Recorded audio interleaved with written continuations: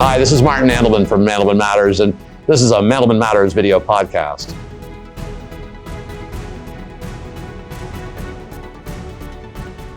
I want to teach you a new acronym, CLO. Have you even heard it? I hadn't heard it. It's the reinvented CDO from the last crisis. Do you remember the collateralized debt obligations that caused so many hundreds of billions of problems during the last meltdown? Right? Collateralized debt obligations bundled up a bunch of mortgages, right? Sold them as in tranches or slices. Tranches is just the French word for slices, right? Some of them are rated AAA. Some of them are rated much lower. Some of them weren't even rated. The idea was that the hedge funds and private equity funds would buy the lower tranches with the higher return, but the greater risk. And the banks would buy the upper tranches that were thought to be safe. AAA rated, remember? Well, we thought maybe we had seen the end of that, but we haven't. What the banks in this country have done is they've created CLOs this time around. That stands for collateralized loan obligation. Not very well hidden, actually, if you think about it. They just changed one letter. At least they could have renamed it something harder to figure out. They're called collateralized loan obligations, and this time they're not made up of bundled mortgages. This time they're made up of bundled business debt. Debt to companies like Party World, companies that don't really have a viable business model going forward, or investors certainly don't think they do. And so they couldn't raise money in the stock market and they couldn't raise money in the bond market. So they would borrow money and then package it up, securitize it, if you will, wrap it up in a big pool, and then sell slices, tranches of it, with the lower tranches having the greatest risk because they take the first losses, and the upper tranches being rated AAA or AA because they take the last losses. And the whole thinking here is the same as it was the last time around.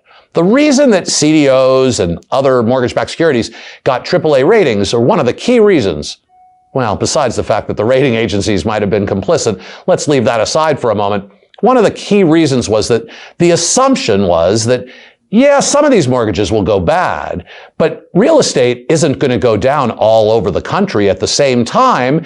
It's local, it's regional. Sure, maybe California has a pullback in prices, but that doesn't mean Arizona will.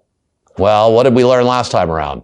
When the crisis is caused by something that affects everybody, it hits prices all over the country and at the same time. And when all of those mortgages started to default at the same time, those AAA rated CDOs and mortgage-backed securities looked pretty silly, right? They were, some of them, worthless. Some of them went from being worth billions to zero, right? Well, they put a stop to that with Dodd-Frank and made some changes. But as I wrote about back in 2011, Dodd-Frank was not written to prevent the next crisis. In fact, it wasn't even written so that it would have prevented the last one. We just didn't do enough. So now banks have CLOs, and the assumption is the same. We've got a bunch of loans to questionable businesses, but they're not all going to go under at once, right? Just like mortgages. Sure, some of them will go under, and then the bottom tranches may lose, but not all of them will go under, and certainly not at the same time. And yet, look where we are now. The crisis isn't discriminating. It's not like it's affecting New York's economy, but California's is doing great. The crisis is everywhere at the same time. Now, a lot of these companies are already in bankruptcy. So as this debt starts to default, those CLOs aren't going to look so safe anymore. And the problem is that banks have done the same thing this time around with CLOs that they did with CDOs. They've leveraged themselves based on their CLOs.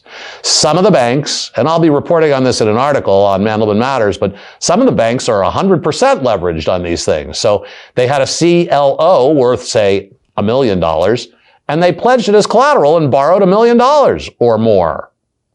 And now when those CLOs start going down in value, there's going to be some margin calls, and those banks are going to become the same sort of insolvent that we saw the last time around.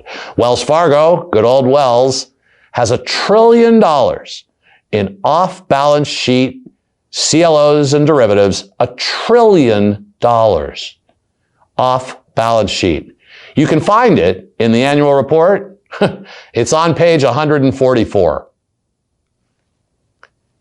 I guess we didn't make that illegal, but I think anybody with a brain would say it should be. So what's going to happen with that $1 trillion that's leveraged if the asset prices, the loan values go the wrong way? It's not going to be good. It's going to mean less credit in society. It's going to mean all kinds of problems economically, politically, but more importantly than any of that, it's going to lead to more bank bailouts. And I was around for the last time, and I can promise you that's not going to be popular this time. So stay tuned. I'm going to be talking with some of the top economists of the United States about this and some of the top banking experts, and we're going to try to get to the bottom of it way before you're going to hear it from the mainstream media, because they're not going to report it till they hear it from the banks, and the banks aren't going to report it until there isn't any other choice. Remember something about banks and politicians. They don't feel the heat until they see the light. All right? Stay tuned. This is Martin Andelman from Andelman Matters. I hope you found it interesting. I hope you found it valuable. And we'll see you next time on this, a Andelman Matters video podcast.